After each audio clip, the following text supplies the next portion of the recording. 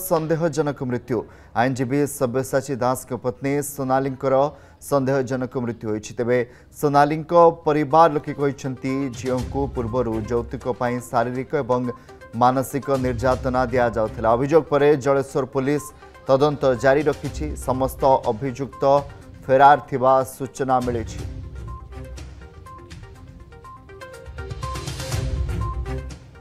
बाहागर परठू दुनिया कथबार्ता एपट सेपट कथबार्ता कले झील को दुनिया खटाऊे झील को बहुत खटाऊे माने झील को बहु भाया देखुले झील को जमी गोटे घर कम करने डाकती आनी सेमती देखिकी से बहुत खटाऊे। आज से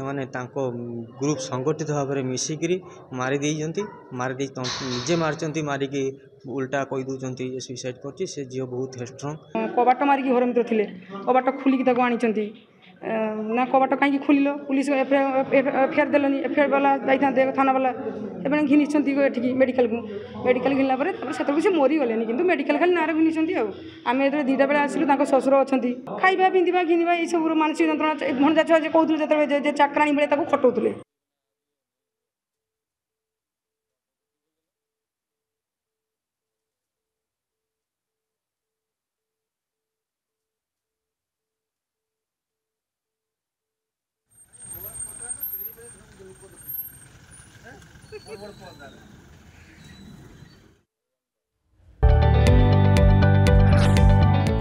जदि आपंक आम भिडी भल लगा तेब आम चैनल को लाइक शेयर और सब्सक्राइब करने को जमा भी भूलु नहीं।